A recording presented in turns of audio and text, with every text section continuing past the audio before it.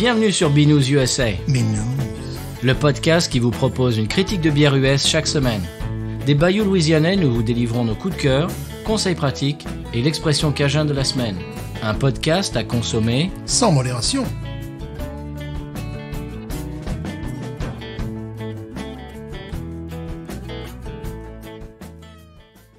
BNews USA is part of the Podcut family of podcasts. La vie est trop courte pour boire de la bière insipide. Binous USA épisode de 153. Moi, c'est Patrice. Stéphane, qui est là comme tous les mardis, hein, n'est-ce pas? Voilà. Eh bien, Stéphane, aujourd'hui, je pense qu'on va avoir une recrudescence d'auditeurs parce que si vous avez lu le titre de cet épisode, je pense que ça vous a un petit peu alléché, ça vous a donné envie, j'imagine, d'avoir notre avis sur cette brasserie qui est assez cultique, apparemment, d'après ce que j'ai cru comprendre sur les réseaux. Eh bien, on va voir ça après le sonal tout à l'heure, dans quelques minutes. Mais avant tout ça, j'ai 2-3 choses. On va commencer avec l'avis 5 étoiles, encore une fois, sur Podcast Addict. Merci beaucoup. Et cette semaine, l'avis 5 étoiles nous vient de Shadow Said, en un seul mot. Et c'est assez laconique, c'est assez court, et voilà, le voici. Que de découvertes! J'écoute ce podcast depuis des mois et je ne m'en lasse jamais. Par contre, je suis tellement frustré de ne pas trouver la Ghost in the Machine en France. Grrrr. Eh oui, c'est vrai. Voilà. Eh bien, merci Shadow Said. Eh bien, sache que ce n'est vraiment pas faute d'avoir demandé et redemandé et redemandé et bien fait le lourdeau, que ce soit au niveau, bien entendu, chez Parish, la brasserie d'origine, mais aussi de l'autre côté chez nos amis de Bironomie. Alors bon, je peux pas vraiment, je me rappelle jamais des détails quand je veux expliquer le pourquoi du comment des tenants, des aboutissants. Je sais jamais comment expliquer pourquoi ça ne peut pas se faire pour l'instant, mais tout simplement ça ne peut pas se faire. Voilà, c'est la seule chose que j'ai retenue. Après, c'est des considérations mercantilo, de douaniers, enfin tu vois, bon bref, c'est des tas de trucs qui me dépassent quoi, mais le seul truc que je sais, c'est que pour l'instant ça ne peut pas se faire malheureusement. Mais voilà, merci beaucoup à toi, Shadow Said, de nous avoir mis 5 étoiles. Alors au passage, il nous reste un commentaire 5 étoiles sur Podcast Addict, et puis après on n'en a plus, donc allez sur Podcast Addict, mettez-nous des commentaires et on les lira dans l'épisode. Et pareil pour Apple Podcast. On n'en a plus de nouveau, on est à court, donc allez-y, faites chauffer le logiciel et puis on lira ça en début d'émission dans un épisode assez proche, on espère bientôt. Stéphane, j'ai 2-3 choses d'autres en intro, est-ce que ça t'intéresse? Bien sûr, je suis toujours intéressé par les choses que tu vas dire en intro. Eh bien, tu te rappelles, la semaine dernière, je t'avais fait un quiz. J'avais fait un petit quiz sur les 10, je crois que c'était le top 10 ou le top 20 des brasseries américaines par volume de vente. Tu te souviens? Eh bien là, cette semaine, j'ai le top 50 des brasseries US les plus populaires sur Beer Advocate. Alors, c'est un petit peu différent. Ah oui, d'accord. Sur Beer Advocate. Ouais. Voilà, donc je te relis le truc. Le top 5. Alors, on va faire top 10, top 20. On va pas faire les 50. Hein. Mais top 10, top 20 des brasseries US, attention, les plus populaires sur Beer Advocate. C'est-à-dire celles qui sont les mieux cotées sur Beer Advocate. Alors. Je pense que celle qu'on avait bu, tu sais, californienne, là, comme elle s'appelle déjà, avec l'étiquette rouge et verte, qui ressemblait à tout sauf à une bière, mais qui était excellente. J'ai oublié le nom de la brasserie maintenant. Tu veux dire Russian River? Ouais, Russian River, je pense qu'elle y est. Oui, mais alors, donne-moi essaye de deviner le numéro 1, la numéro 1. Numéro 1, je le mettrais bien numéro 1. Ok, eh bien non, c'est une mauvaise réponse, monsieur. En numéro 1, c'est Treehouse. Eh oui, mais on n'en a pas. Eh non. On n'en a pas. Alors, attention, hein, c'est pas le top 20 de celles qu'on peut avoir en Louisiane. Hein, c'est pas comme ça que ça tombe. Hein. Alors, voyons, qu'est-ce qu'on avait dit Russian River, je la vois même pas, dis donc. Mais c'est des enfoirés, ça, pourtant. Je ne la vois pas. Alors, en numéro 1, Treehouse. En numéro 2, Other Half Brewing, qui est à Brooklyn, à New York. Ils avaient fait Parrish leur avait donné la recette de la Ghost in the Machine et ils avaient fait leur version. Il paraît que c'était pas mal, mais moins bien que l'original. En 3, alors vas-y, continue. Alors donc Treehouse, Other Half, essaie de deviner les autres. Founder. Alors, Founders, oui, Founders est en 3. Bien, bien. Évidemment, je maîtrise. Ça y est, tu remontes au score. Je remonte le score, ouais. Allez, vas-y, continue. New Belgium. Ça m'étonne. Alors, New Belgium, oui, est en 10. Oh, donc voilà. pour l'instant, tu en as 2 dans le top 10. Pas mal. Ouais. Brooklyn. Brooklyn n'est pas dans le top 10. Bouh. J'ai peur, Samuel Adams, peut-être Sam Adams, non. Sam Adams n'est pas dans le top 10. Ah, ça m'aurait fait un peu peur, quand même. Puis bon, je sais pas, enfin, des choses qui sont dans le Grand Nord. Je sais pas, après, je donne ma langue au chat. Tu donnes ta langue au chat? Ok, alors donc, Treehouse en 1, en 2, Other Half, en 3, Founders, en 4, comment n'y as-tu pas pensé, Sierra Nevada. Ah oui, c'est vrai, Sierra Nevada, bien sûr. Bien sûr. En 5, Trillium, que je ne connaissais pas. Non plus. Je crois que j'ai dû voir passer ça, mais bon, nous, on n'en a pas, hein, bien sûr. En 6, un de nos chouchous, Bells. Ah oui, c'est vrai, bien sûr. Quand même. En 7, Toppling Goliath, que je ne connaissais pas. Moi non plus. Qui se trouve dans l'Iowa. Alors là. En 8, un truc connu, Stone. Oui, c'est vrai. J'en ai déjà parlé de moins en moins. Ouais. De moins en moins, pour ainsi dire, pas. Ouais, il faut vraiment chercher, il faut aller à la ville. Donc ça, c'était en 8. En numéro 9, Goose Island, bizarrement. Oui, j'aurais pu y penser aussi, ouais. Et numéro 10, New Belgium, tu l'as dit. Alors après, c'est Prairie Artisan Ales, qui est une très très bonne brasserie. Ça, c'est en numéro 11. Firestone Walker. 13, Dogfish Head, quand même. Ah ben, quand même, oui. 14, Cigar City. J'y ai pensé à un moment donné à le dire, mais je me suis dit, bon, ils sont trop floridiens. Hill Farmstead, que je ne connaissais pas, en 15. Non plus. Après, Modern Times, en 16. Equilibrium, qui se trouve à New York, que je ne connaissais pas, en 17. En numéro 18, Three Floyds, que je ne connaissais pas, dans l'Indiana. En 19, Lagunitas, qui me surprend assez quand même, parce que c'est... Ouais. Depuis le rachat, je pensais que ça avait bien descendu quand même en image de marque, mais apparemment pas. Et ben, très bien pour eux. Et numéro 20, The Brewery en Californie. Voilà, puis après, bon, je vais pas les faire la 50. Voilà. Mais tout ça pour... Alors, ce qui m'a fait sourire, c'est qu'en numéro 28, il y a Anheuser-Busch quand même. Oui, j'avais peur de ça. Voilà, c'est pour ça que je me suis dit, non, on va pas citer... J'avais peur qu'effectivement, ils soient classés. Il faut le faire. Très bien. Alors, de mon côté, j'ai dégusté, j'ai pas destugué, j'ai dégusté. J'ai destugué. Ça pourrait être l'expression de la semaine. Non. J'ai dégusté... J'ai dégoûté. J'étais trop dégoûté. Mais c'est pas vrai, ça. Bon, je vais le refaire. J'ai dégusté la bouteille de Area 31 de chez Bayou Teche.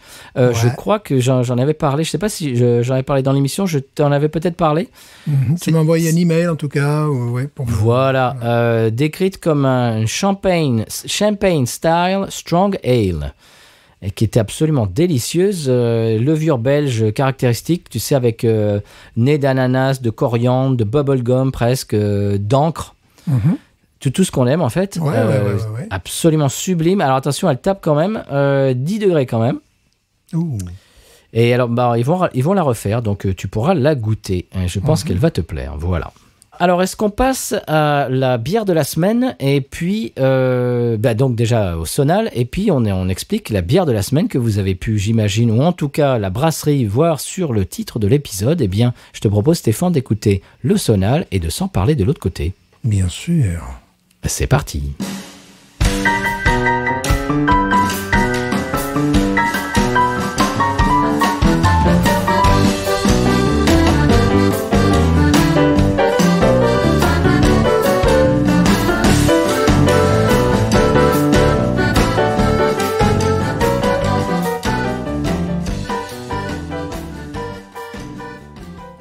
Eh bien voilà, d'habitude on a des bières locales souvent ou alors qui nous viennent je ne sais pas moi, de la Nouvelle-Zélande l'autre jour. Eh bien, aujourd'hui, on va avoir, une fois n'est pas coutume, une bière française. Tu vas nous expliquer j'imagine, quelques infos sur la brasserie. Oui. C'est une brasserie, apparemment, moi, que je vois souvent tourner sur les réseaux, sur Twitter et sur Instagram, pour la plupart du temps, et surtout sur Twitter. Et les gens ont vraiment l'air de dire que c'est un produit assez exceptionnel en France, que c'est j'ai l'impression, une des meilleures brasseries françaises. Alors Stéphane, est-ce que tu peux nous en dire un petit peu plus? Il s'agit donc de Piggy. Piggy, une brasserie donc de Lorraine, n'est-ce pas? Qui a été créée en 2016 à Liverdun, à quelques kilomètres de Nancy. Alors moi j'aime bien leur adresse parce qu'il y a marqué 40 avenue du Gard. Ah. Ça fait loin quand même pour descendre dans le Gard. Alors conseil, bison futé, hein, vous prenez il faut 6h30 en bagnole de chez eux pour descendre dans le Gard, n'est-ce pas? Je rappelle que je suis gardois. Donc, il faut qu'ils se démerdent à choper la 6, puis après la 7, et puis il faut sortir à Pont-Saint-Esprit. Bolène, Pont-Saint-Esprit. Et là, à Pont-Saint-Esprit, t'arrives dans le Gard. C'est pour eux le plus rapide, tu vois. D'accord. Stéphane, ça n'a rien à voir avec la bière. Hein. Ah bon? C'est pour ça que je me disais 6h30. Une avenue où c'est 6h30, même les Champs-Élysées à côté, t'arrives pas, tu vois. Alors, pourquoi Piggy? Ah. Pourquoi Piggy? Je te pose la question, pourquoi Piggy? Ils sont fans du Muppet Show et de Piggy la cochonne. Non, c'est que ça rapporte ce qu'ils appellent la philosophie porcine. Oh! Et là, je te laisse deviner, parce que j'ai pas envie d'en parler, parce que les gens, il faut qu'ils aillent sur le site, quand même, qu'ils aillent voir ce qu'est la philosophie porcine, n'est-ce pas? Ah! Voilà, ben oui, non, mais là, on va pas faire non plus Wikipédia, n'est-ce pas? Bon, ils ont énormément de bières en ligne, en tout cas, quand ils présentent leurs bières, c'est assez épatant, comme on disait en 1958, n'est-ce pas? Et je me suis concentré sur celle que nous allons déguster, bien évidemment. Alors, j'imagine, elle est sortie assez récemment.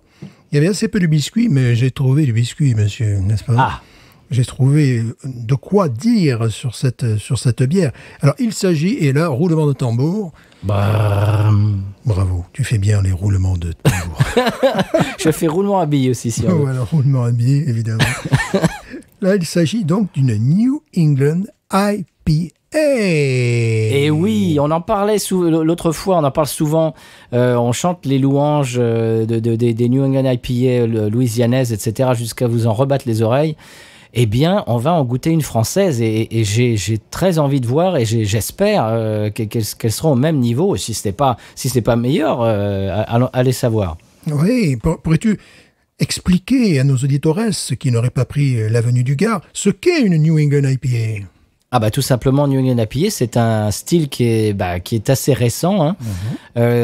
Qui, comme son nom l'indique, a démarré en Nouvelle-Angleterre, dans le Vermont, dans une brasserie qui s'appelle The Alchemist, et c'était une bière qui s'appelle toujours, parce qu'elle est toujours produite, et c'est ma white whale, comme on dit en anglais, c'est-à-dire c'est mon saint Graal, j'ai envie de la trouver, j'ai beaucoup de mal parce qu'elle n'est distribuée que autour du Vermont. Ça s'appelle la Heady Topper, et c'est une bière qui a complètement révolutionné le monde de la bière, en fait, qui était une création originale. Et je crois qu'au début, c'est marqué sur la canette, paraît-il, qu'il faut la boire à la canette parce qu'au tout début, ils ne voulaient pas que les gens la voient dans un verre pour pas qu'ils soient rebutés par l'aspect. Parce qu'elle était complètement trouble. À l'époque, des bières troubles, des IPA troubles, ça se faisait pas beaucoup. Et donc, pour pas choquer les gens, pour se dire, bon, goûtez-la d'abord et puis après, vous verrez la tête qu'elle a. Donc, ils disent ça et c'est toujours sur la canette, paraît-il. Et en fait, ce sont des bières, pour ceux qui ne connaissent pas très bien, dans laquelle l'amertume est un petit peu en retrait, en général. On va pas généraliser, mais en général, l'amertume est un petit peu en retrait par rapport aux autres IPA, ce qu'on appelle maintenant les West Coast par opposition. Et en fait, les goûts prédominants sont sur les agrumes, sur les fruits tropicaux. Ça peut être mangue, ananas, comment dirais-je, grapefruit, c'est-à-dire, comment dirais-je, Stéphane, pamplemousse. Pamplemousse, oui. Pamplemousse rosé, etc. Litchi même, dans certaines qu'on fait ici. Et donc, c'est c'est un style qui a complètement révolutionné le monde de la bière artisanale et qui maintenant fait florès. Il y en a partout dans le monde. Et justement, je suis très content de goûter une française parce qu'on en a goûté quelques-unes qui venaient d'Europe. On n'était pas super impressionnés. Là, j'ai vraiment envie d'être conquis. Alors, j'espère que ça sera le cas. Alors, elle a un degré d'alcool qui est de 6 degrés, ce qui est assez raisonnable, parce qu'on sait très bien que les New England, des fois, ça peut monter à 7, 8, 9. Ça, ce sera les doubles, oui. Voilà. Et donc, j'ai regardé sur un site Batave, n'est-ce pas, qui nous dit, bon, le style, ils disent agrumes, tropical, bière douce et légère. Tu vois que je maîtrise carrément le hollandais. Je sais pas si tu remarques. J'ai vu ça. Je crois que tu maîtrises surtout le Google Translate. Non, là, c'était en anglais. Ah bon, d'accord. Tu vois, voilà. Pour faciliter la tâche. Voilà. Les houblons, les houblons, c'est quand même du connu. Hein. C'est du Sabro, du Citra et du Eldorado. Alors, le Sabro, qu'apporte-t-il, le Sabro? Bon, le Sabro... Attention, Stéphane, parce qu'on ne trouve pas ce houblon sur les sabros d'un cheval. Hein. Voilà, j'avais envie de faire un Sabro, tu vois, je sais pas, j'avais pensé, mais ayant pris l'avenue du Gard, je me suis dit non, je dois rester sobre dans mes jeux de mots. Ça va revenir longtemps, ça, l'avenue du Gard. Pardon, excusez-moi. Alors, bon, Sabro, évidemment, c'est un houblon américain qui doit normalement, s'il est bien préparé, dirais-je, qui rappelle évidemment des agrumes, fruits à noyaux, noix de coco, fruits tropicaux, et tout ça en haut, tu vois, c'est que des rimes en haut, fruits à noyaux, noix de coco, fruits tropicaux. Là, je pense que je tiens un tube, là. Surtout que je vais enchaîner avec Eldorado, donc là, c'est pareil. Mais c'est magnifico. Voilà. Là, c'est fait, bon, aux États-Unis d'Amérique, n'est-ce pas? Ouais. Donc, des touches de cerise, d'abricot. Donc, tu vois, je tiens encore ma rime, là, maintenant. De poire, d'agrumes, de melon, d'herbes, de menthe et de bois. Bois, je dirais plutôt sous-bois, en fait, tu vois, parce que wood, oui, à mon avis, bon, mon meuble, par exemple, j'ai peut-être pas envie de l'avoir dans mon verre, là, tu vois. Et le troisième, donc, c'est du Citra. Le Citra, bon, évidemment, grand classique, pamplemousse, melon, citron vert, fruit de la passion. Et attention, groseille à maquereau. Oui, ça, on en avait déjà parlé, les groseilles à maquereau, quoi. Tu vois, voilà, on avait déjà parlé, quoi. Et voilà, c'est Janine, là, monsieur Raymond, il m'appelle sa petite groseille, quoi. Non, c'est pas ça, Stéphane. Il enlève toujours sa casquette avant de gifler une dame. Parce que c'est un gentleman. C'est un gentleman. Voilà, groseille à maquereau, voilà. Donc, allez, nous ne cautionnons pas cette blague que Stéphane vient de dire. Absolument, mais... par contre, vous pouvez aller chez votre primeur et exiger, je voudrais une groseille à maquereau. Je suis désolé, moi j'ai les groseilles, mais pas les groseilles à maquereau. Il faut vraiment être exigeant sur la groseille. Absolument. Ça, voilà. C'est pas du tout la même chose qu'une groseille normale, attention, ça n'a pas la même tête, non. Mais pas du tout, Ça peut avoir une tête de poisson également. Voilà. Voilà. Bon, là, c'est du n'importe quoi. N'importe quoi, mais on va faire des coupes sombres dans cet épisode. Voilà, là, on a pris l'avenue du Gard à l'envers, à mon avis. À contresens. À contresens. Donc, je propose que nous la goûtions. Eh bien, allons-y. Alors, je remarque que sur 2 des 3 houblons que tu as cités, tu as parlé de... comment dirais-je, de melon. Eh bien ça m'augure de très bonnes choses. J'ai très envie d'avoir ce nez et ce goût de melon. Si vous écoutez l'émission, maintenant vous le savez, c'est un de mes délices. Quand je sens que je goûte le melon dans une New England IPA, je suis sur un petit nuage. Donc j'espère que ce sera le cas. Surtout le melon d'Espagne, Mathieu dit. Absolument, oui. Melon d'Espagne, groseille à maquereau, ça y est, il y a une histoire, là, je sais pas. on va créer une série noire. Oui, mais d'ailleurs, pour avoir... tu as parfaitement raison, parce que pour avoir goûté une pastèque dernièrement... Ah. Alors, bon, j'en mange régulièrement, mais là, elle était bien fraîche, bien bonne et tout ça. Et puis, je me dis, le côté marin que je sens, parfois... Mais tu le retrouves dans la pastèque, tu sais, les pastèques qu'on a ici, tu vois. Tu as ce côté, oui, presque oxygéné, marin. Eh bien, tu le retrouves dans la pastèque lorsque tu as une pastèque de qualité. Et donc, bon, après, si tu as un houblon de qualité, ben voilà, c'est un houblon de qualité, ça marche aussi, quoi. Donc, tu retrouves vraiment le goût d'une pastèque de qualité. Et peut-être que ça a donc à voir avec ce goût de melon, va savoir. Ça marche main dans la main, peut-être. Oui.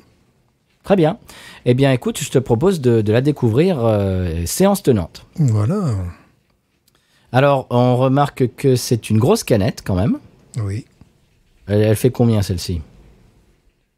Oh, flocons d'avoine, monsieur, vous n'avez pas dit qu'il y a des flocons d'avoine dedans. Ah, je n'avais pas regardé en fait. Mais dites donc, mais enfin, mais vous êtes en dessous de tout. C'est la photo hollandais aussi, s'il avait mis, moi je le saurais.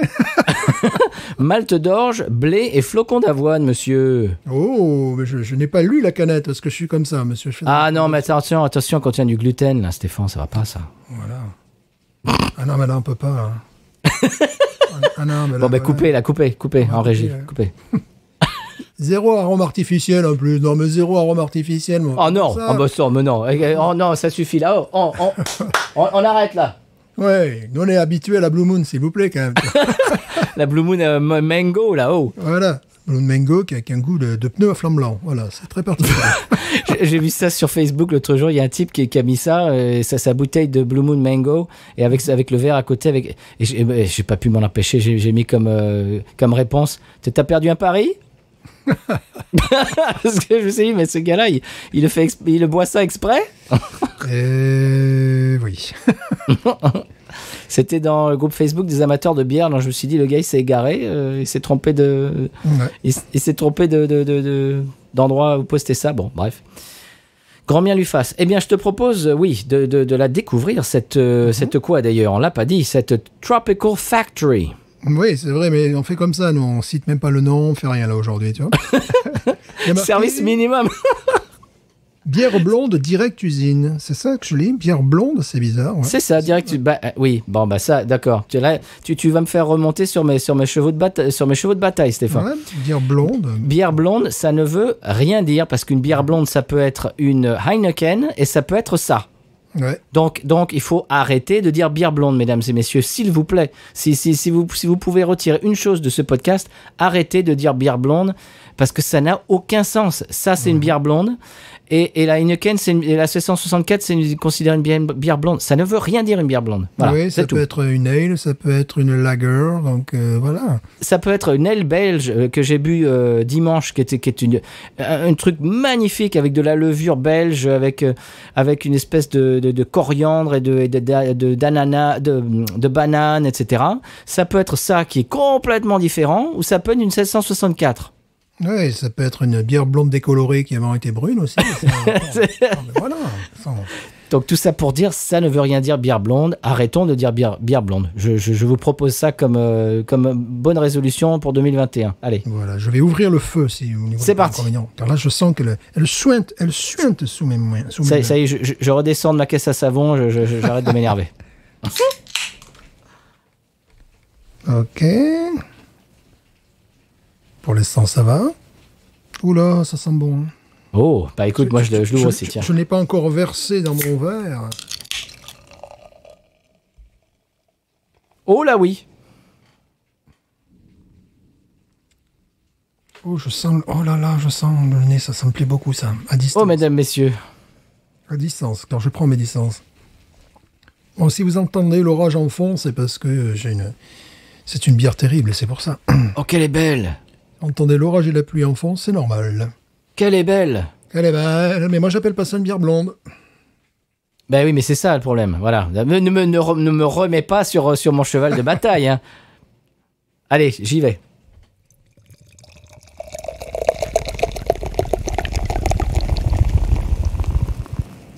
Il est bien là le problème, Stéphane. Ça ne veut rien dire. Parce que ça peut désigner une Heineken et une Ghost in the Machine bière blonde. Ça ne veut rien dire. Non, en plus la couleur est ananas. Jus d'ananas. C'est pas pour toi. Enfin, Oh, le nez. la couleur est jus d'ananas. Oui, mais elle est sublime. Le nez est vraiment sublimissime. Oh, la mousse est laiteuse. Ouais, moi je sens nez de Malte, tu sais. Bon, évidemment, on en a souvent parlé. De gâteau des rois. Du Marseille, sud de la France. Du sud de la France, bon, pour faire simple, c'est-à-dire que tu as ce nez de pain et de brioche, plus exactement, avec, tu sais, ces petits fruits cuits qui accompagnent, là, qui sont très souvent des cerises, là, tu vois. Bien sûr, bien sûr. Confites, des choses comme ça. Donc, Écoute, au nez, j'ai fruit de la passion et genre zeste d'orange. Oui, fruit de la passion, oui. Litchis aussi. Oui, litchi, zeste d'orange et fruit de la passion, je dirais, c'est ce qui domine pour l'instant. Oui, parce que lorsque je l'ai senti par-dessus la canette, je sentais ce nez de malt, tu vois. Et là, dans le verre, Mangue. effectivement, c'est litchis. Bon, on sent toujours ce côté malt qui est... Oh là là, tu sais, elle me rappelle comme ça, sans l'avoir goûté, elle me rappelle un petit peu la Hex Clouds, Oui. des choses comme ça, la Coastal Harmony de chez Urban South, Absolument. n'est-ce pas, hein? Oui. Des trucs qui se font ici, hein. Absolument. Je sens ce côté, tu sais, cerise confite, là. Oui. Tu sais, c'est cerise confite sur les gâteaux, là, évidemment. Hein. Mhm. Ah, pour l'instant, c'est une beauté, hein.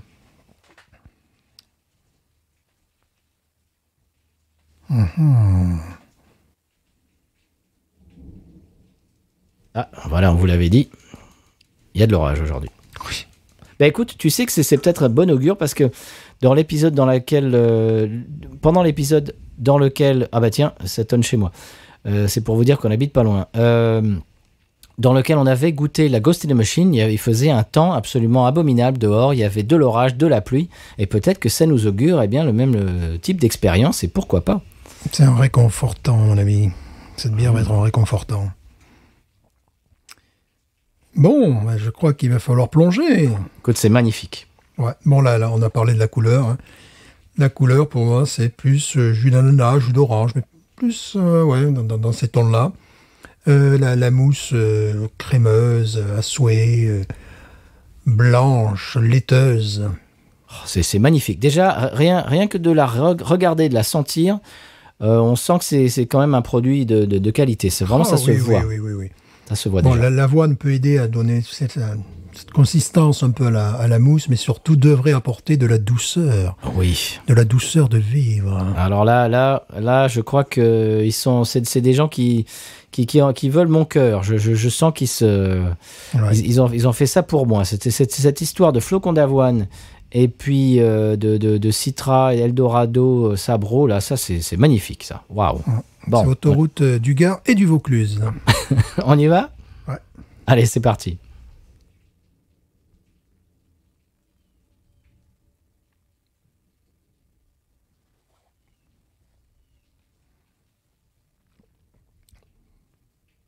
Ouais. C'est doux. J'aime bien, c'est doux, mais tu as quand même derrière du corps, Oui. une présence.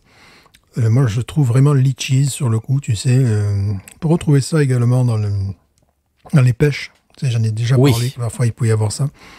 Une petite amertume aussi, je sais pas si tu trouves. Moi, je trouve pas beaucoup d'amertume en fait. Je trouve que c'est très fruité en fait. Ouais, mais moi j'ai une petite amertume de genre, quand j'appelle ça amertume, ouais, c'est-à-dire un petit peu poivré, un petit peu menthe verte, là, tu sais, quelque chose qui est effectivement très aromatique. Je sens quelque chose comme ça, tu vois, vraiment en fond de bouche. J'aurais peut-être mieux fait comme fait. Oups, ça y est, je l'ai glissé. Oh non, mais c'est pas possible ça. Parfois, il commence par le fond de la bouche pour aller sur le devant, tu sais. Je trouve ça. Oui, j'ai vraiment elle me fait donc saliver, ce qui est très agréable. Et il y a ce côté un peu, menthe, un peu plus que herbeux. Là, c'est plus que de l'agrume. Et puis, un côté également qui accompagne un petit peu poivré. Ça me rappelle, voilà, pour faire très simple, rapidement, comme ça, en fin de bouche, tu sais, c'est taboulé à la menthe, là. Ouais, Tu oui. vois, mais des trucs un peu orientaux, sur le coup. Pas tropical, mais oriental. Donc, bon, les gars qui ont fait la bière, ils vont se dire, ces deux types, ils sont fous. Hein. On n'a pas fait une bière comme ça. Ben écoute, il y en a ici qui ont cet effet-là de menthe fraîche. Je sais. Oui. Je crois que c'est la Jucifer. J'ai pas envie de dire de bêtises. Surtout à la pression quand elle est fraîche. Il y a cet aspect menthe fraîche. Ce que je trouve dans celle-ci, c'est qu'elle est très douce, elle est très fine. C'est-à-dire, on reconnaît encore une fois cette espèce de goût français qui est beaucoup moins rentre-dedans que les originaux américains. C'est-à-dire qu'ils affinent ça avec la sensibilité, avec le goût français. Et je trouve ça remarquable. Ouais. Moi, L'amertume est très douce. Moi, je suis pas d'accord avec toi là, sur ce coup-là. Je dirais qu'elle pourrait tout à fait être des États-Unis, pourrait tout à fait plaire au marché local. J'en ai vu pas mal qui étaient justement, tu sais, avec. Elle me rappelle, bon, c'est pas les États-Unis, c'est le Canada, celle de Vancouver un petit peu. Tu te rappelles qu'on avait bu? Ouais. Il y avait cette douceur également. Le style se prête aussi à la douceur. Je la trouve plutôt. C'est vrai que ça fait. Il y a peut-être à des centaines comme moi. Peut-être pas des centaines, mais des dizaines, c'est sûr. Je trouve qu'elle a quand même du caractère. Elle n'est pas timide. Je la trouve pas timide. Et si je devais conseiller nos auditeurs, c'est de mettre la main sur cette bière. Ah oui. Pour définitivement comprendre ce qu'est une New England IPA. Absolument. Parce qu'on en a bu qui était un peu plus composé, qui était à la mode française, tu vois. Moi, franchement, tu la mets sur le marché américain, elle fait un carton. Ah oui. Elle fait un carton parce ce que je veux dire, elle est moins caricaturale que beaucoup de celles qu'on a ici. C'est ce que je voulais dire, en fait. Ouais, mais dans ce degré d'alcool, on en a bu des comme ça, hein, déjà. On en a bu des comme ça qui misent beaucoup plus sur la souplesse, sur le côté fruité, bien sûr. Oui, parce qu'il y en a, bon, c'était moins bien réussi. Il y en avait une notamment qui avait un goût de pamplemousse, tu vois. Mais un petit peu l'acidité qui va avec. Donc, tu vois, il faut vraiment aimer le pamplemousse, qui est mon cas pour l'apprécier. Là, vraiment, c'est tout à fait le contraire. Alors ça, on peut vous la recommander. Hein. Ouais, parce que il y a quelque chose que j'aime bien, qui n'est pas de la douceur, justement, je trouve, qui a un petit peu comme le citron vert, tu vois. Il y a ce côté-là. Vif. Ouais, vif. Et on est plus même dans...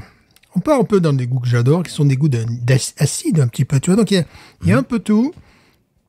Elle me fait saliver, donc, évidemment. Il y a ce côté...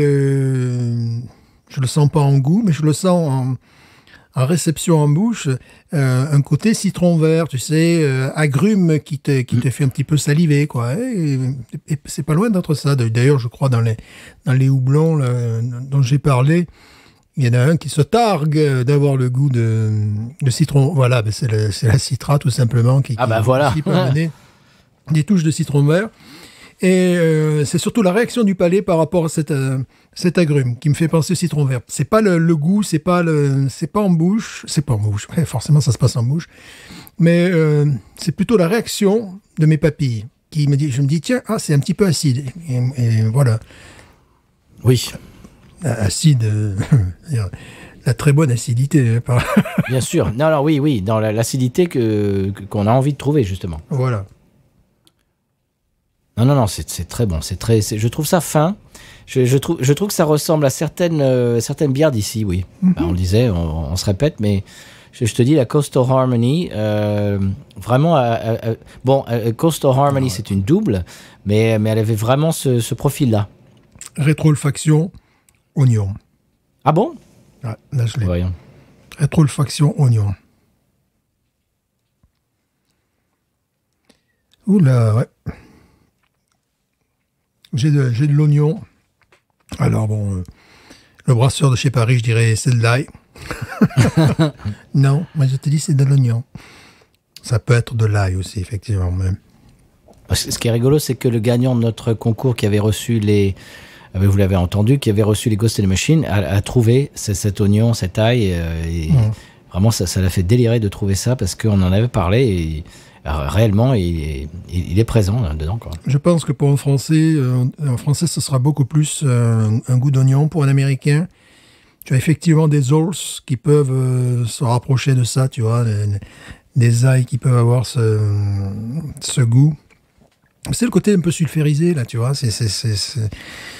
Je sais que, bon, étant un grand consommateur d'ail, parce que j'ai peur des vampires, bien évidemment, surtout en Louisiane. Hein. Bien sûr, bah oui. Voilà.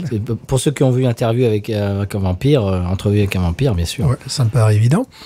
Lorsque tu as les ols qui commencent à vieillir, tu vois, je pense ceux qui sont déjà tout dépecés, là, tout nettoyés, Ça supporte cette espèce de gros bocal en plastique qu'on peut avoir ici.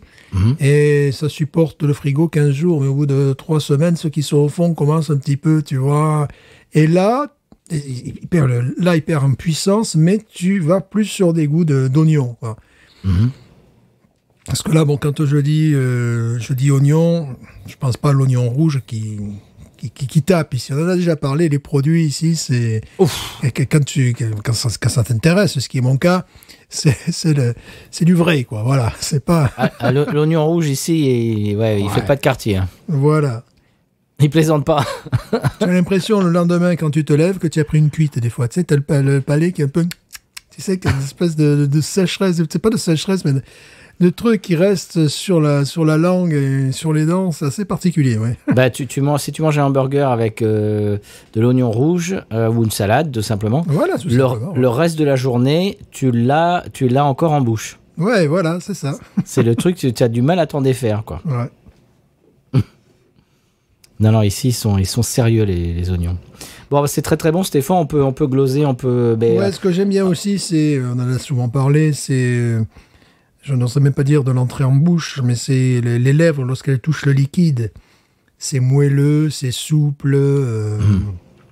C'est certainement... Bon, pas uniquement, mais dû à l'avoine. Donc Et ça, j'adore lorsque je rentre dans une bière comme ça, ne pas... avoir les lèvres, si tu as les lèvres gercées, que tu te fais agresser par des bulles, tu vois, c'est pas vraiment agréable, quoi. Non. Et là, c'est tout le contraire. C'est très très beau, ça.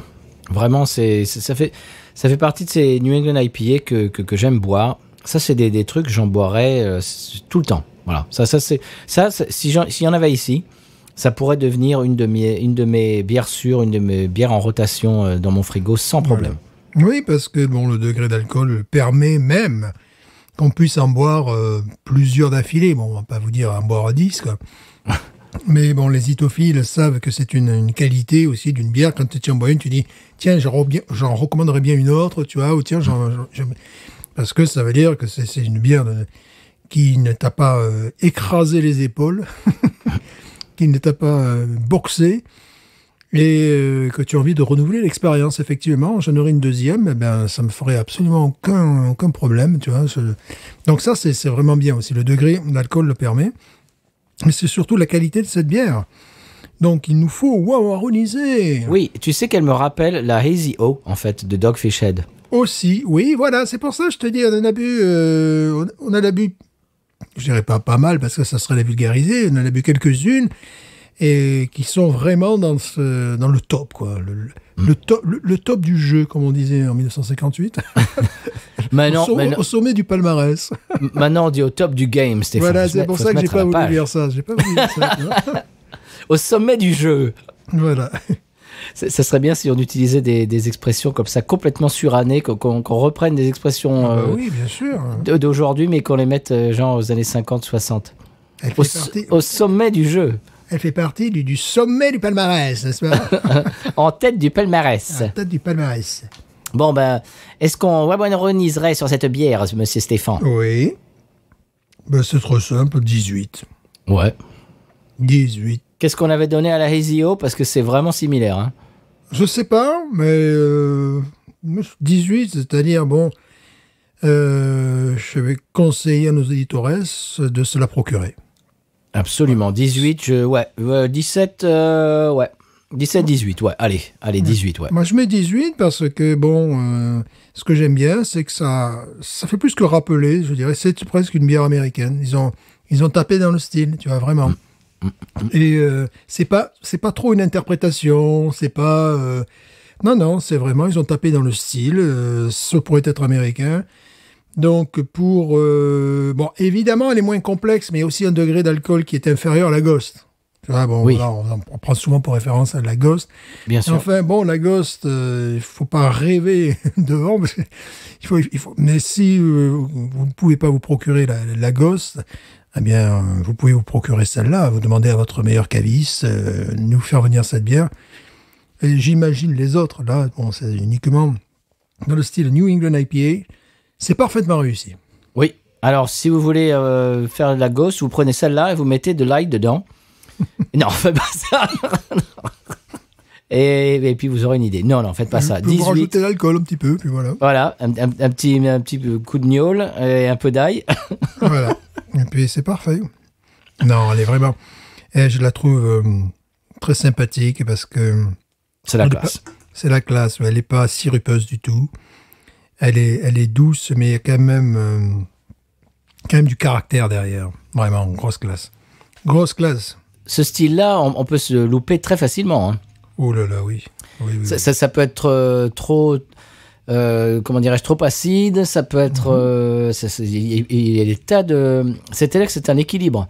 Oui. Si chacun de ces composants tire un petit peu trop la couverture à lui, ça peut devenir difficilement buvable. Donc là, Oui. c'est une espèce d'équilibre, et là c'est réussi. Voilà, Tu peux avoir des goûts de vodka orange de boîte de nuit, donc tu vois, ça c'est arrivé.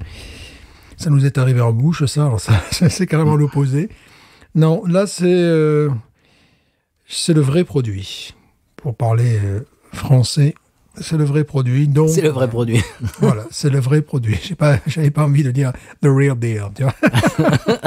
Donc, je suis obligé de chercher un peu. C'est la vraie donne. C'est la Voilà. donne réelle. C'est la donne réelle. C'est la donne réelle. Les gens vont plus comprendre ce qu'on... C'est-à-dire qu'on va créer un langage à nous. Hashtag donne réelle. Un idiolecte, voilà. Oh, excusez-moi. Hashtag donne réelle. Voilà. Ouais, vraiment, ça, le nez est remarquable. Donc, si vous ne connaissez pas le style, achetez celle-là. Si vous connaissez le style, achetez celle-là. Si vous aimez le style, achetez celle-là. C'est ça. Donc, c'est les 3 conseils binous. Voilà. Allez-y. Grande classe. Absolument. Est-ce que j'ai dit d'où elle nous venait? Ben non. Je n'ai pas dit. C'est un cadeau d'un auditeur de Laurent, le compte bière.addict sur Instagram. Merci mille fois Laurent. Oui. Et on va faire un petit peu de taquinage. On va dire qu'il ne nous a pas envoyé que ça. Oui. Et qu'il ne nous a pas envoyé que ça de la brasserie Piggy. Voilà, donc il y aura un épisode Le Retour. Volume 2, bientôt dans vos oreilles. Voilà. Merci encore Laurent, c'était adorable. Et la 3e, je suis tout émoustillé de la goûter aussi parce que c'est un endroit géographique qui est assez cher à mon cœur. Et ben voilà, je vous en dis pas plus et je suis très très content. J'anticipe avec beaucoup de bonheur de goûter cette bière qui nous vient d'une contrée, voilà, comme je viens de le dire, qui me plaît beaucoup. À laquelle je suis attaché. Alors, très bien, Piggy volume 1, c'est bonne adresse, hein, comme dirait l'autre. Oui, voilà, ma question, est-ce que Laurent est de Lorraine? Évidemment, n'est-ce pas? Ah, ça, voilà. La chanson ne le dit pas. Voilà, a-t-il arpenté l'avenue du Gard? Je ne sais pas, qui pour moi va devenir mythique. Aller sur Google. Tu vas aller sur Google Earth? Ouais, Google Earth, l'avenue du Gard. J'imagine que c'est une rue complètement lambda, mais... Oui, je vous en prie, écoutez, c'est une rue qui doit faire à peu près 600 et quelques bornes. Alors bon. Bon, eh bien, très très bien, bravo. C'est un succès. C'est un home run, comme on dit dans le baseball. Voilà. Pour notre premier, c'est une course, c'est une course de base. Oh, joli. Je ne sais pas, j'invente moi, parce qu'on commence à inventer notre propre langage. C'est une course de base. Bravo, c'est une course de base, hein, incroyablement. C'est la donne réelle. Voilà, c'est la donne réelle d'une course de base. Voilà. N'importe quoi. Bon, je crois qu'on a dû perdre une bonne dizaine d'auditeurs là sur cette dernière sortie, Stéphane. On va créer notre propre dictionnaire. C'est ça.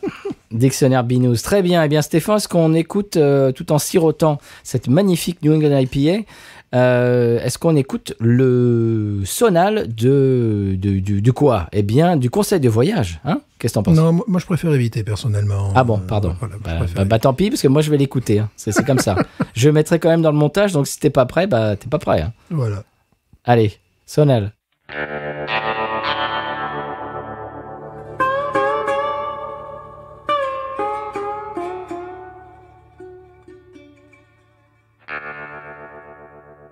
Et bien voilà, après ce sonal que vous connaissez tous par cœur, toutes et tous, j'imagine. Pendant le sonal, justement, avec Stéphane, on se disait que cette bière, c'est la grande classe. Et on se disait qu'il va falloir qu'on rentre en rapport, qu'on fasse peut-être un petit dialogue, qu'on commence un dialogue avec les gars de Piggy. J'aimerais bien leur... déjà, j'imagine qu'ils vont entendre ce qu'on dit de leur bière. J'aimerais bien leur demander quels sont leurs modèles, quels sont les New England IPA américaines ou pas, d'ailleurs, qui les ont inspirés, sur lesquels ils se sont un petit peu inspirés, desquels ils se sont inspirés pour cette bière-là. J'aimerais bien savoir parce que, eh bien, elle nous rappelle certaines bières que nous aimons beaucoup par ici. Donc, il va falloir qu'on rentre en contact. Conseil de voyage cette semaine. Alors, si vous vous souvenez, j'avais lancé une espèce d'opération auprès de vous, chers auditeurs, auditrices. Vous pouvez nous envoyer vos sujets, vos questions de conseils de voyage, parce qu'on commence un petit peu à s'essouffler après 150 épisodes. Tiens, au passage, Stéphane, on va bientôt fêter notre 3e anniversaire. J'ai réalisé l'autre jour. Du podcast. Ah bon, du podcast, mais précise. Oui. Parce que personnellement, 3 ans déjà. Mais non. Du podcast. J'ai l'air un petit peu plus âgé que 3 ans. Je sais que je peux faire croire presque n'importe quoi à mes élèves, mais là, 3 ans, ils ne me croiraient pas. Là. Mais non, du podcast. D'accord, 3 ans de podcast. Je crois bien, hein, c'est ça. Hein. On a fait la brousse, on a tout bu, de la Corse, on a New England IPA, on a tout fait, tous les bars, tous les troquets. Donc, ce que je disais, c'est que on commence un petit peu à sécher au niveau des sujets de conseils de voyage. Vous pouvez nous envoyer par le biais de Twitter, Instagram et ou Facebook, ou bien... J'ai dit Facebook comme une fesse. Bon. Ça aussi, ça fait partie de notre vocabulaire. Voilà, c'est ça, c'est Facebook. Voilà. Allez. Fesse et puis le book, B-O-U-C. Voilà, très bien. Et notre email également, binoususa en un seul mot, @gmail.com. Vous pouvez nous envoyer vos sujets ou vos questions sur la vie quotidienne aux USA, sur notre ressenti, sur je ne sais pas, moi, c'est à vous de décider. Des endroits, si on a visité, etc. etc. Mm-hmm. Tiens, en passage, Julien Loisy du label a rebondi sur l'épisode dans lequel on avait parlé du Grand Canyon. Il y est allé 2 fois. Il s'est fendu 2 fois du Grand Canyon. Apparemment, ça lui a plu. Mm-hmm. Et donc, c'était sympa. Merci pour le retour et le commentaire. Donc, vous pouvez nous envoyer vos sujets en bas. Ça serait bien que vous les envoyiez en message privé. Ça serait beaucoup plus pratique pour nous, pour que je puisse faire une capture d'écran et garder ça dans mes tablettes et puis les envoyer à Stéphane pour qu'on bûche un petit peu nos réponses. Et l'auditrice, l'auditeur ou l'auditrice, je m'en mêle, je me prends les pieds dans le tapis. L'auditeur ou l'auditrice dont la question ou le sujet sera retenu, recevra des petites goodies. Alors ça peut être 2 sous-bocs ou alors ça peut être 2 badges, enfin des trucs comme ça. Voilà, on a des porte-clés aussi, etc. On a des tas de trucs, magnifique. Voilà. Par exemple, parlez-nous des lâchers de taureaux dans la ville de Memphis, à Vic-Fezensac, tu vois, des trucs comme ça. mais ça marche pas, ça n'existe pas, Stéphane. Mais non. Pas les lâchers de taureaux dans les rues de Memphis, non. Sous forme de Presley. Non. J'imagine. Oh, pour les...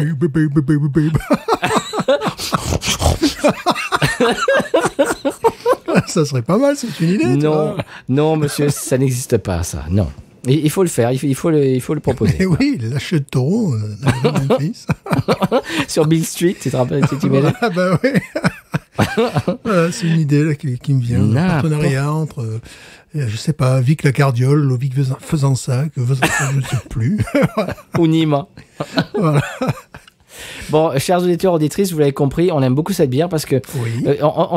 Ce qui est rigolo, c'est qu'à la fin des épisodes, on s'aperçoit toujours que nos délires, quand on commence à partir dans des élucubrations complètement fantasmagoriques, ça tient souvent à la qualité de la bière. Quand on a une belle bière, quand on a plaisir à boire une bière absolument magnifique, à la découvrir, on commence à dire un peu n'importe quoi. Voilà. N'est-ce pas, Stéphane? Pas du tout. Ce n'est pas notre genre du tout. Pas notre genre du tout. Alors, je reviens à nos moutons. Un conseil de moyage. Conseil Moyen-Âge. Conseil Moyen-Âge. Bon, chers auditeurs, auditrices, on n'a même pas, allez, 2/3 d'une bière à 6 degrés, je veux dire, on est joyeux, c'est tout. C'est pas l'alcoolémie qui nous rend comme ça, c'est simplement le plaisir de se retrouver et pour l'épisode de la semaine, et puis également de boire une bière aussi magnifique. Je ne sais plus ce que je dis. De bière, une boire, voilà. Aujourd'hui, il n'y a pas que la pomme là-dedans. Il n'y a pas que de la poire. Alors, question cette semaine nous vient de Stony, le compte Stony sur Twitter, qui recevra des goodies, comme je l'ai promis. Alors, sa question c'était... sa question c'était... Ça là, oui, je ne l'ai pas sous les yeux. Tiens, j'aurais dû la mettre, comment dirais-je, dans mes favoris. Alors, voilà, sa question... Je suis désolé, j'éclate de rire.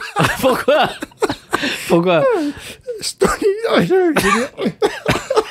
Qu'est-ce qui t'arrive, Stéphane?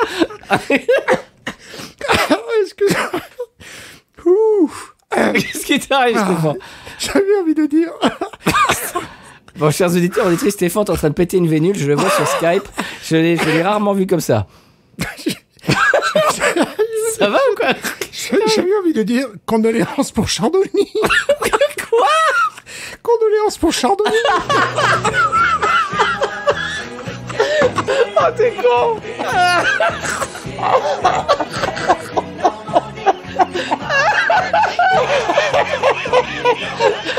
T'es bête. Non. Chers auditeurs, auditrices, si vous n'avez pas tout compris ce qu'on vient de dire, c'est Tony, j'ai envie de dire... Qu'est-ce que t'as dit? Condoléances pour Chardonnay. Oh, t'es bête. Oh non. Oh, t'es trop bête. Je ne suis pas comme ça. Oh là là là là, mais dis donc, mais qu'est-ce qui se passe aujourd'hui? Aïe aïe aïe, bon. Je t'ai rarement vu rire comme ça, Stéphane. D'habitude, on coupe et là, mais on coupe plus, là. Mais non, on coupe pas, mais ça, non. Ça, c'est de l'or, ça. J'ai essayé de la garder, tu vas pardonner vers moi, mais là, j'ai dit non, c'est tout. Mais non, mais faut partager ce genre de choses, enfin. Ah, bon, alors, Stony. Condoléances. Alors, putain, maintenant, j'arrive plus à lire maintenant. Alors, question. Alors, quels sont les clichés et les idées reçues qu'on a pu vous adresser à l'égard des Français aux États-Unis? Alors, les plus amusantes, les plus saugrenues et les plus agaçantes. Alors, on essaie de reprendre un petit peu notre sérieux. Ouais, je vais essayer, là, oui, c'est bon. Je reprends mon sérieux. Là. Moi, je suis sérieux. Bon, les professionnels. Alors moi, j'en ai quelques-unes. Alors, moi, j'ai quand même une anecdote qui vaut son pesant de cacahuètes. Alors, ou son pesant d'avoine, pour rester dans le champ lexical de la bière de la semaine. Je suis arrivé, c'est en 2002, ok, je suis arrivé dans un collège. J'ai commencé à travailler dans un collège ici. Et j'ai rencontré, bien évidemment, toute une ribambelle de collègues qui travaillaient au collège. Et un jour, une prof d'histoire géo, alors c'est très important pour l'anecdote, oui. Une prof d'histoire géo me demande, vous avez des rois ou des présidents en France? Prof d'histoire géo. Et moi, je me dis, alors, gentiment, je dis, non, président, parce que bon, ça fait un moment qu'on n'a plus de roi, quand même. Et puis, pendant que je disais ça, je me dis, mais t'es prof d'histoire géo, toi? En collège? Wow! Ouais. Bon, alors depuis j'ai appris un petit peu à connaître l'asticot. Bon, ça m'étonne moins maintenant que je la connais un peu plus. Elle est un petit peu perchée, on va dire ça gentiment. Mais enfin, quand même.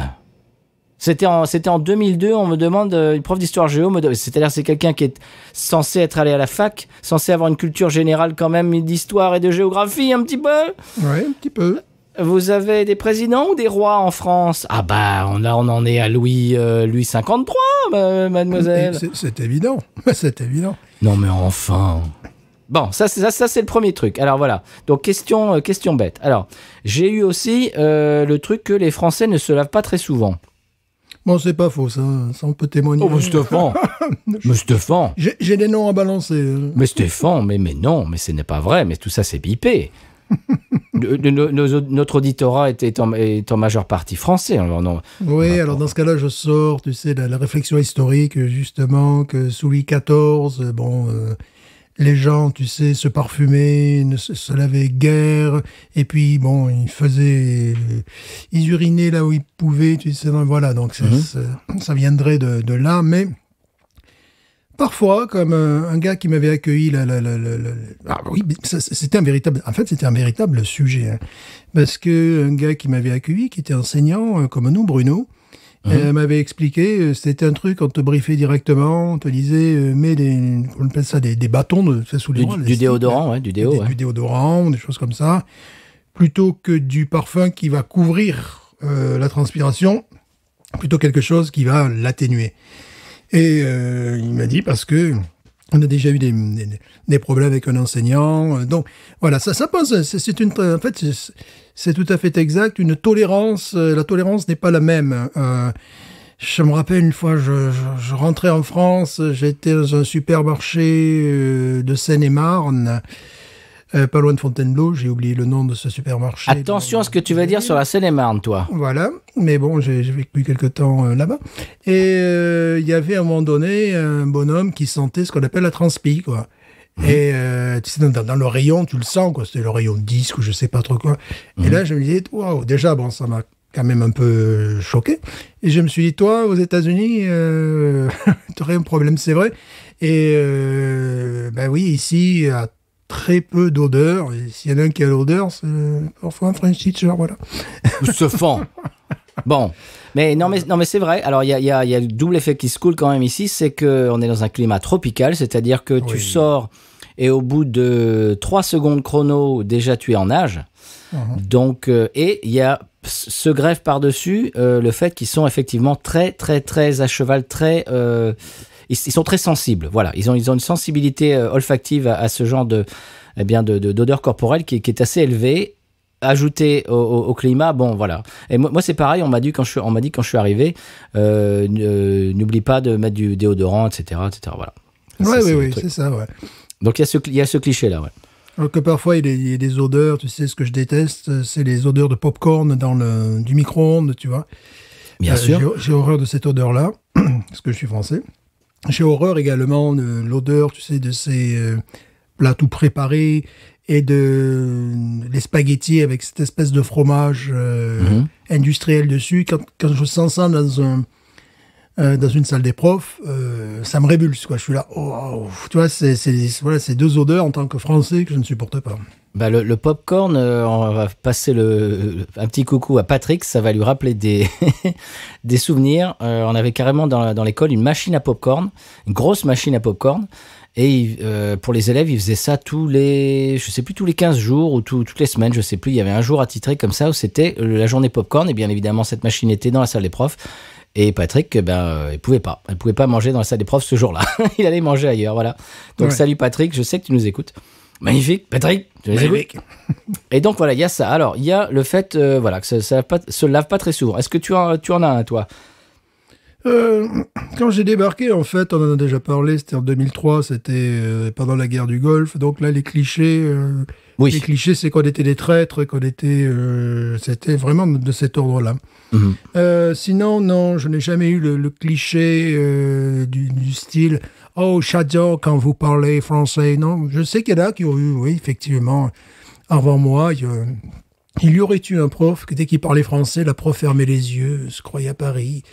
Bon, ça m'est jamais arrivé. Ça m'est arrivé. J'ai un copain, sa nouvelle copine, un jour, il est venu, c'est un musicien que je connais, il est venu nous voir, et puis, tiens, il venait de se marier, je sais pas quoi, et on a rencontré sa nouvelle femme, ou sa copine, je sais plus, bref, peu importe. Et, oh, you're French! Je crois que j'avais déjà expliqué ça. Oh, you're French! Oh, c'est magnifique. Dis-moi quelque chose en français. Ah oui. Et là, je lui ai dit quelque chose, mais des atrocités, je l'ai insulté en français, mais avec une voix gentille. Et elle me dit, oh, mais que c'est beau, que c'est romantique. Et je lui ai dit, tu sais ce que je viens de te dire? Et je lui ai fait la traduction. Ils étaient morts de rire. Je lui ai dit des trucs de pendables. Et oh, que c'est beau, que c'est romantique. Voilà. Tu as dit, connais-tu Stony Chardin? Stony et Chardy. Bon. Moi, j'ai aussi, les Français sont des bons coups, entre guillemets. Oui, ça, bon. Ça, je l'ai entendu. On a une réputation, française et français, voilà, dans le boudoir, on va dire. Ça, c'est un cliché qui a la peau dure. Il y a aussi, bien évidemment, si vous regardez Emily in Paris, j'en ai parlé l'autre fois, comment dirais-je, c'est une série sur Netflix. Il y a le coup du... les Français sont volages, ils ont tous des maîtresses et voilà, ils ont tous chacun un amant. Et puis voilà, et ça se passe comme ça en France. Bah non, mais c'est bien sûr que non. Mais ça c'est quand même un truc qui a la peau dure aussi. Ah bah vous ça vous dérange pas d'avoir des relations, enfin, en bref. Voilà. J'ai autre chose aussi. Alors ça c'est un truc que je vois tout le temps dans les films, dans les séries et chez les gens tout simplement. Mais ça m'est venu à l'idée tout à l'heure parce qu'il y a carrément un gamin en classe qui s'est écrié ça. Sacre bleu, que les Français disent sacre bleu tout le temps. C'est évident. Ça, c'est le cliché. Si tu vois un Français, c'est-à-dire dans un film américain, dans une série, ou dans un dessin animé, et qu'il y a un personnage français, il va dire immanquablement sacre bleu. Il va s'écrier sacre bleu. Comme si tous les Français, en 2020, 2021, au 21e siècle, s'écriaient sacre bleu tout le temps. C'est évident, ce que je dis tout le temps. Et il y a aussi hon hon, hon hon. Ouais. Ah, ça, tu le connais celui-là aussi, hon hon. Voilà. Ouais. Bon, on est connu aussi pour une certaine sophistication. Bon, mais là, c'est pas difficile. Hein. Là, c'est pas difficile. Ouais. Tu mets un pantalon bien taillé, ça y est, tu es super sophistiqué, voilà. Ouais, c'est vrai que comparé au mâle de la région, c'est pas tout à fait ça. Pas tout à fait, non.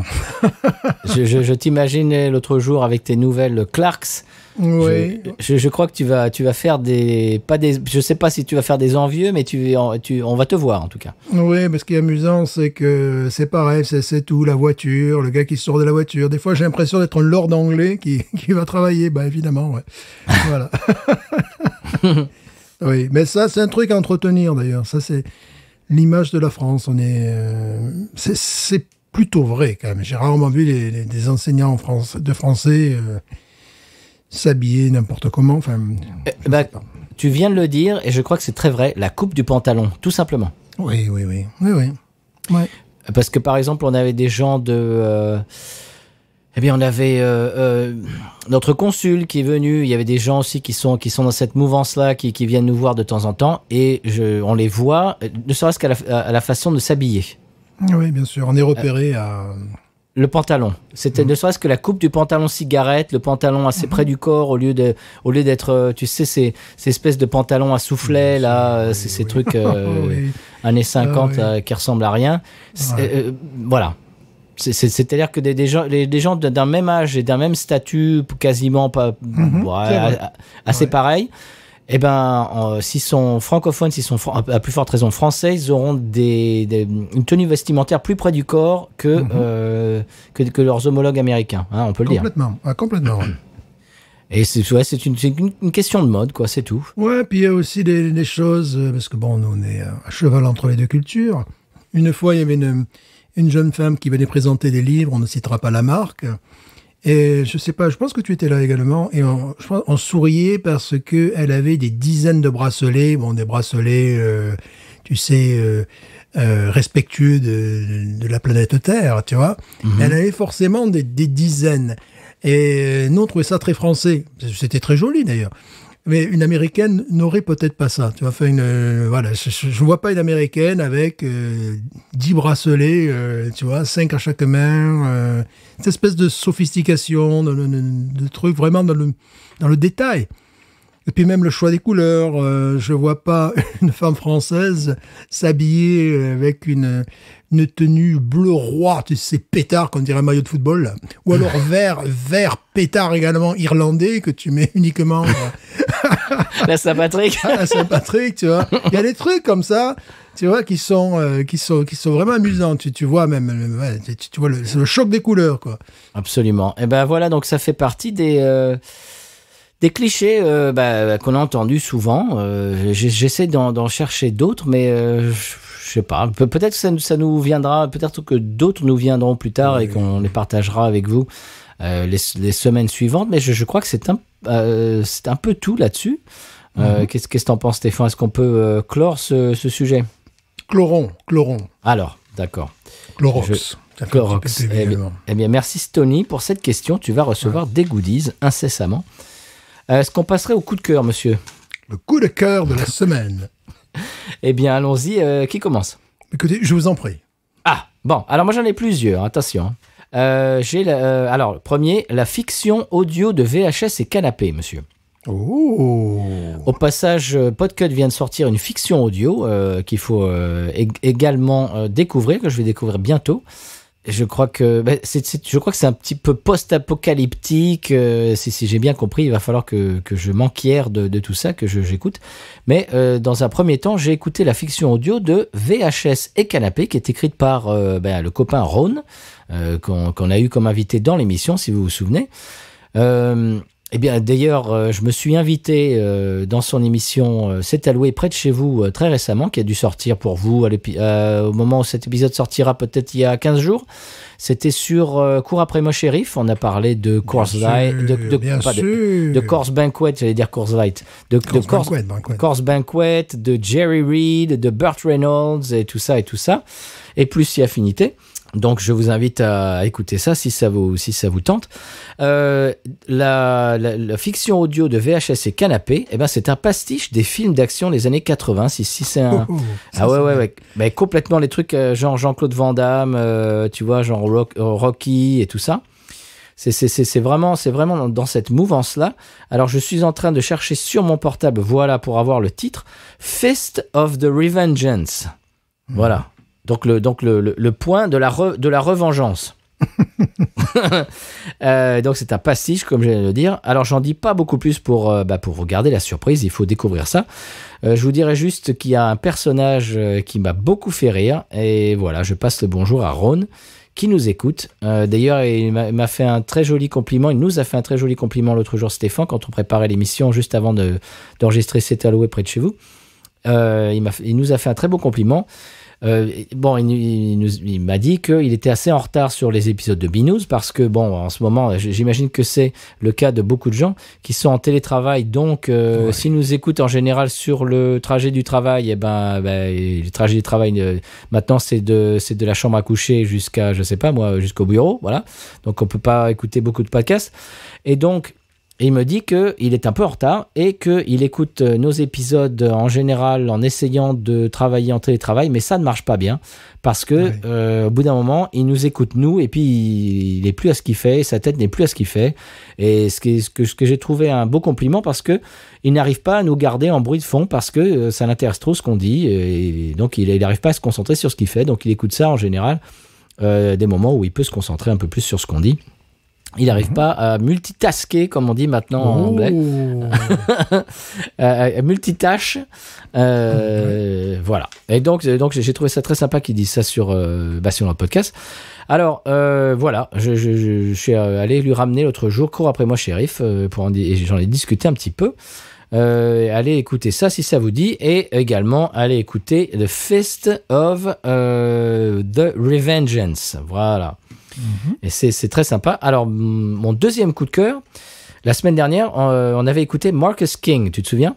Oui. Oui, Marcus King, un auteur, compositeur, interprète et guitariste de talent dont je vous avais parlé. On avait écouté quelques extraits. Et à la fin de la chronique, de ma chronique, en parlant d'une vidéo que j'adore, j'avais un petit peu fait du taquinage, et bien j'en parle cette semaine. C'est la chaîne Playing for Change sur YouTube.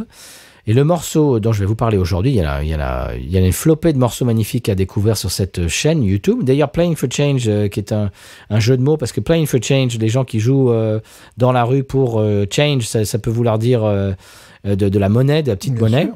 Donc les gens qui font la manche dans les rues, dans le métro, etc. Là, c'est Playing for Change, mais c'est Playing aussi, surtout pour changer les choses, pour changer un petit peu, pour amener un petit peu de fraternité dans le monde. Et vous allez voir, c'est un petit peu Kumbaya, mais c'est très très beau. Voilà, c'est un petit peu un idéal hippie, mais c'est vraiment c'est magnifique. Je vais vous expliquer dans une minute ce dont je veux parler. Le morceau dont je vous parle cette semaine, c'est The Wait. tout simplement, qui est un morceau fameux des années 60, qui a été enregistré à l'origine par The Band, qui était un groupe qui était accoquiné avec Bob Dylan à l'époque. Et Playing for Change, donc, c'est un projet qui combine des parties musicales de musiciens à travers le monde, qui participent tous à la même chanson. Alors, il peut y avoir, je vais inventer, mais pas tellement, parce que dans le morceau dont je vous parle aujourd'hui, c'est un petit peu ça. Il y a un chanteur qui est en Jamaïque, il y a un guitariste qui est au Japon, il y a des choristes qui sont à San Diego, il y a deux chanteuses qui sont à San Diego, il y a, vous allez voir, il y a quand même des apparitions de gens très connus et d'autres connus mais un peu moins, mais vous allez voir, tout début de la vidéo, ça va vous parler tout de suite d'entrée de jeu, etc., etc. Il y a un type du Bahreïn qui joue un instrument j'imagine folklorique du Moyen-Orient. Il y a un joueur de sitar en Inde, et tout ça, si tu veux, tout ça est mixé dans le morceau, et je trouve que le type qui fait le mixage, mais il devrait avoir, je sais pas moi, un Grammy, quelque chose, parce que c'est, je dirais, un prix de quelque sorte, parce que c'est extraordinaire le travail qu'il fait. Et en fait, surtout sur ce morceau, ça se prête beaucoup, parce que déjà dans le morceau d'origine, les membres du groupe se succèdent. Alors il y a un des chanteurs du groupe, parce que The Band avait tous les, à part le guitariste Robbie Robertson, tous les autres membres du groupe chantaient lead, chantaient des parties, avaient des chansons dans lesquelles ils étaient le chanteur principal. Et donc ce morceau The Wait, le premier couplet est chanté par un des membres du groupe, le deuxième par un autre, etc., etc., etc. Et bien là, ça s'y prête beaucoup, parce qu'il y a des gens du monde entier qui chantent. Et un type, je sais pas moi, qui est en Italie, qui joue du dobro. Enfin, c'est absolument magnifique. On les voit dans la vidéo, là où ils ont enregistré. C'est magnifique, et ce morceau vraiment m'émeut beaucoup quand on voit cette espèce de fraternité autour du globe, de musiciens, de gens qui n'ont pas du tout le même background, pour utiliser un mot français, les mêmes antécédents, que ça soit, je ne sais pas moi, socioculturels, ethniques, etc., et qui sont qui mettent la main à la pâte, qui participent à un morceau, et à la beauté de la musique. Je trouve ça absolument magnifique.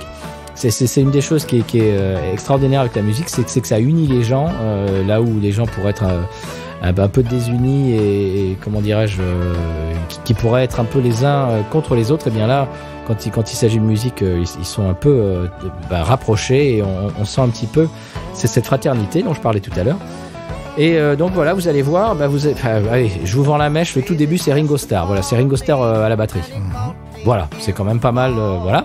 Et il y a notre ami Marcus King qu'on a écouté la semaine dernière. Eh bien, je crois qu'il chante le premier couplet. Donc vous allez voir Marcus King en chair et en os avec sa guitare et sa merveilleuse voix très très soul.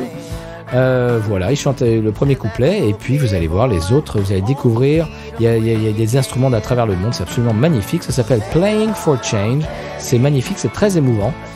Et vous allez voir The Wait. Vous allez regarder ça. Je crois que le premier morceau que j'avais vu de ce projet, c'était Stand By Me, tout simplement, le morceau de Ben E. King, le standard absolument connu à travers le monde.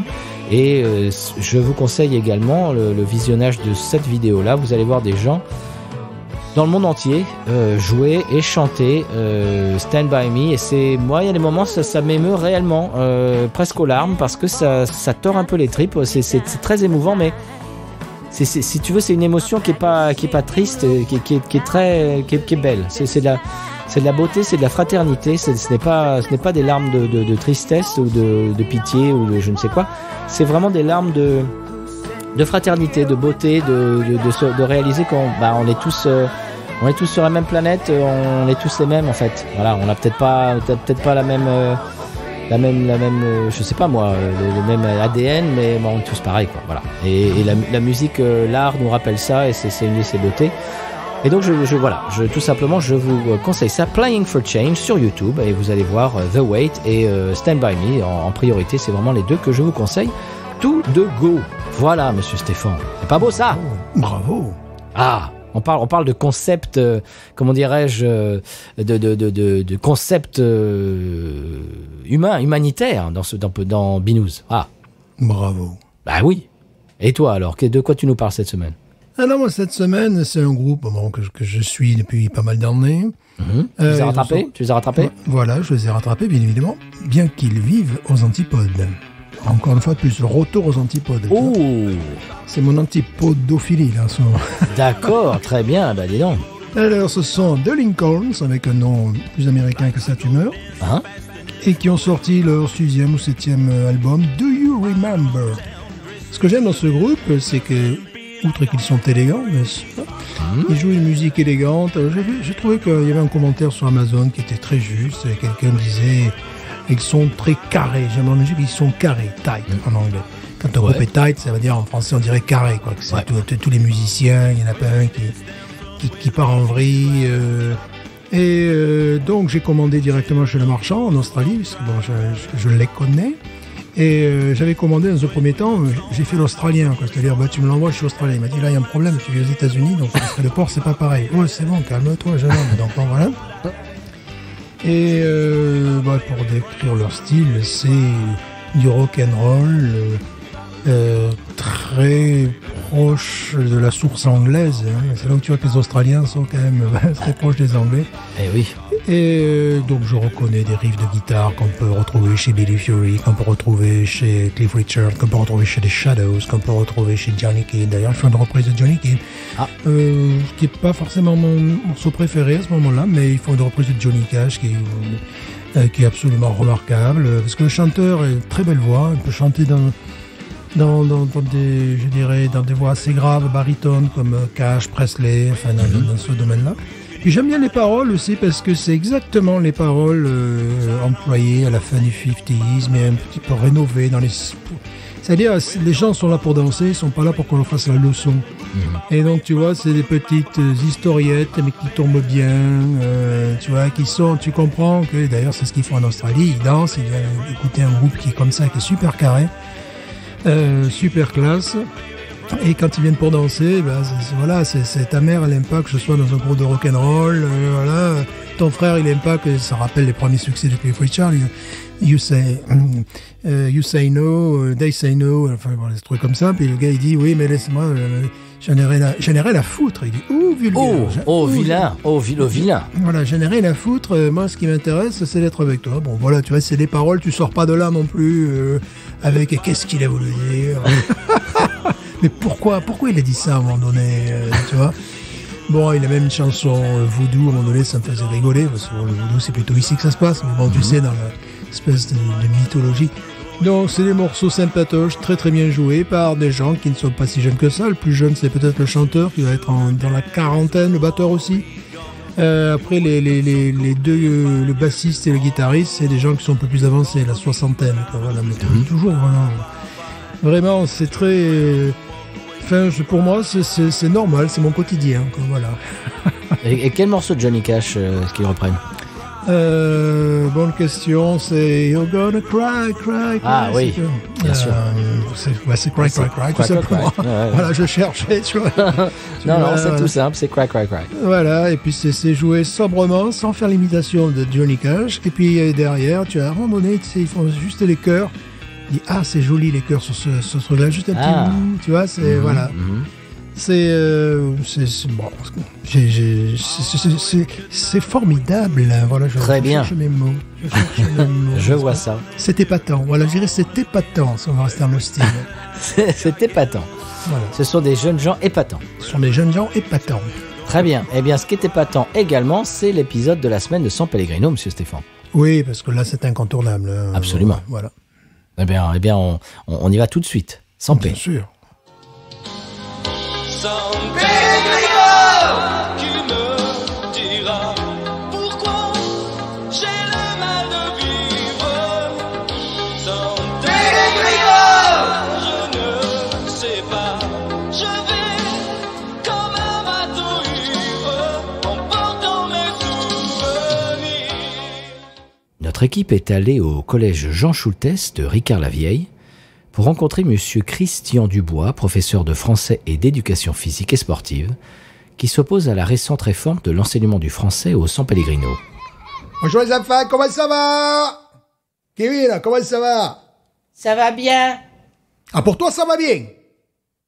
Pour Monsieur Kevin, ça va bien. Pour Monsieur Kevin, il n'y a pas le problème. Je te rappelle, Kevin, qu'il y a une pandémie mondiale. D'accord? Que le Bayern de Munich, ça a été la surprise en Europe, a été éliminé. A été éliminé de la Coupe de l'Europe. Ne me dis pas que tu connais pas le Bayern de Munich. Ne me dis pas que tu connais pas le Bayern de Munich. Ou je me retiens. Là, je suis en train de me retenir. Le printemps qui tarde à se dessiner. Je te rappelle, Kevin. Je te rappelle. Oh, je te rappelle. T'as 7 ans. Oui, t'as 7 ans. À 7 ans, c'est l'âge de raison. Il faudrait commencer un peu à penser. Et ça vous fait rire, les autres là-bas? Ah, ça vous fait rire? Ah, ben si ça vous fait rire, allez, sortez de la classe. Enfilez votre tenue de sport. On va faire une séance d'endurance et quelques pompes pour récupérer. Quoi? Qu'est-ce qu'il y a, Nathalie? Quoi? Qu'est-ce que tu as? T'as pas ta tenue? Retenue! San Pedro qui me dira pourquoi. Eh bien voilà, c'était l'épisode de 100 P de la semaine. Maintenant, on sait ce qui se passe là-bas. Oui. On est au courant. Est-ce qu'on passe à l'expression Cajun, monsieur Stéphane? Bien sûr, parce que nous créons des mots tous les jours sur BNews USA, mais bon, il est bon de temps en temps d'écouter ce qui se dit en Louisiane. Absolument. Et en parlant de Louisiane, est-ce que tu savais qu'un nouvel épisode de Boudini va sortir incessamment? Ah ben, je vais le promouvoir. Absolument. Allez, on écoute le Sonal Cajun et on s'en reparle de l'autre côté.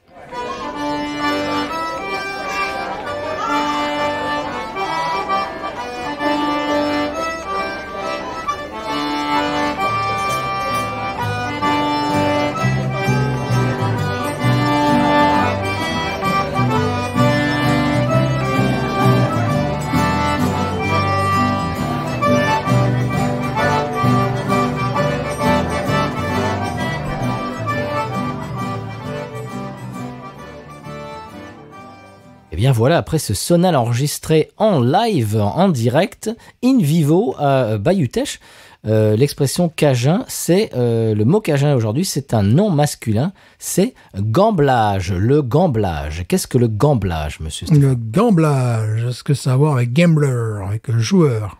Eh bien oui, c'est la version Cajun de gambling, des jeux d'argent, des paris. Voilà. C'est le fait de faire des jeux d'argent et des paris pour de l'argent, le gamblage. Le gamblage. C'est joli ça. Ouais. Parce que c'est vrai qu'il n'y a pas de mot français, il n'y a pas un nom français pour ça. On dit jeu d'argent, on dit pari. Ouais. Jouer au casino. Voilà, ouais, mais ça c'est des périphrases, c'est des expressions. Il n'y a pas un mot, c'est que l'anglais gambling n'a pas son équivalent mot à mot en français, le gamblage. Voilà, c'est pour ça que les Cajuns se sont dit, pourquoi pas gamblage. Et je trouve ça très très beau. Le français Cajun est très créatif, j'aime beaucoup ça. Très bien, eh bien Stéphane, alors on parle de gamblage, mais pour faire du gamblage, il faut quand même de la podcast monnaie, hein? Qu'est-ce que t'en penses? Oui, ça me paraît évident. Voilà. Ça me paraît... Ah ben voilà, donc il va falloir passer un petit peu à la caisse. Voilà, vous l'avez compris, on a besoin de podcast monnaie. Eh bien, on passe tout de suite à la pub. Qu'est-ce que t'en penses, Stéphane? Oui, pub. Allez, pub, c'est parti. Podcast monnaie, s'il vous plaît. Qu'est-ce qui fait le succès des Français à l'étranger? À Los Angeles, deux Ardéchois, originaires de Vallon-Pont d'Arc, sont devenus les coiffeurs préférés des célébrités hollywoodiennes. Ils reçoivent aujourd'hui Brenda Matador, la fameuse lutteuse en eau libre de l'émission de télé-réalité Fight for Your Right. Ne sachant comment passer le cap de la quarantaine, elle se confie aux mains expertes de Fabrice et Stéphane. Yes, Brenda. Yes, I think personally, a bang would be perfect with your complexion and your beautiful blue eyes. Oh non, not a bang. It's obvious she needs a bleach. Bleach? But yes! Excuse me, Brenda. Brenda. Hold on, I think we need to talk. Mais enfin, Mais n'importe Stéphane. Mais non, mais de bangs, non, mais pas des bangs. Ça va qu'à Betty Page, les bangs, on le sait, tout le monde le sait, ça. Je te rappelle qu'elle est lutteuse. En eau libre. Elle est lutteuse en eau libre. Donc, c'est Oui, n'importe et quoi. alors? Tu vas quand même pas proposer une décoloration. Tu veux lui faire quoi? Tu veux qu'elle paraisse 10 ans de plus? Elle a du mal à entrer dans la quarantaine? Non, Tu veux attends, qu'elle mais ait tu vas la 50 mettre ans? la boule à zéro aussi, mais lui la boule à zéro. Ah bah vas-y, vas-y. Voilà, il faut toujours... Bah, sur la tondeuse, non, mais sur la tondeuse, c'est ça. Voilà, il faut toujours que tu me critiques devant le client. Ça ne gêne pas. Monsieur a son avis, monsieur me coupe la parole.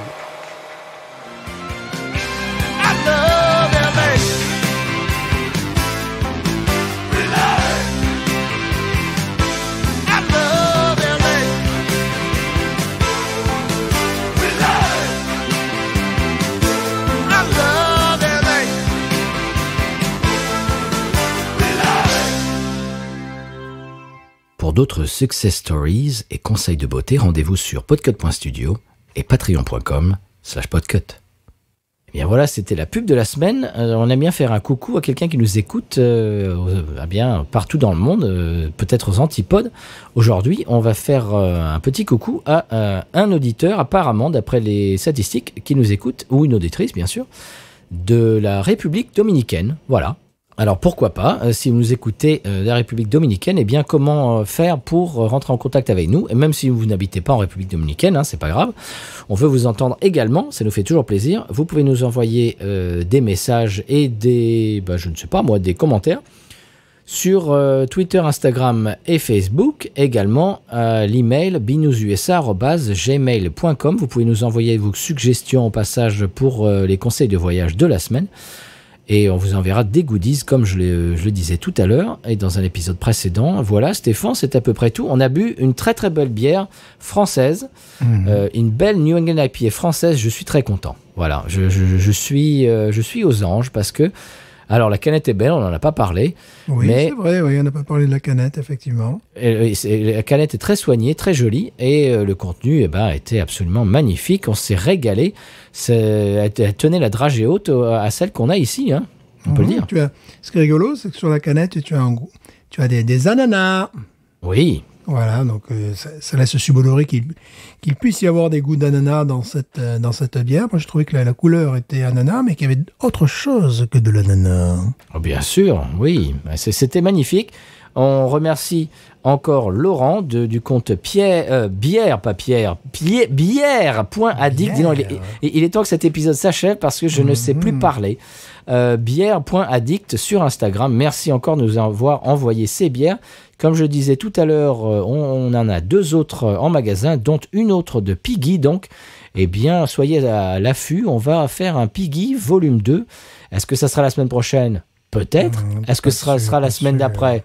Est-ce que ce sera la semaine d'après? Peut-être. On ne sait pas. Pas sûr. Pas sûr. Dans 6 ans, on ne sait pas. Alors là, elle risque d'être un peu pourrie. Je ne veux pas dire, mais... Voilà, très bien. Eh bien, mesdames et messieurs, qu'est-ce qu'on leur dit d'autre, monsieur Stéphane? Eh bien, nous avons beaucoup ri dans cet épisode. Et je dirais, pour conclure, Binous. Ain't nothing turns me on more than a big patat. Oh, I like that patat. I like the patats too big. Look at her go. I like both the patats. We should watch her.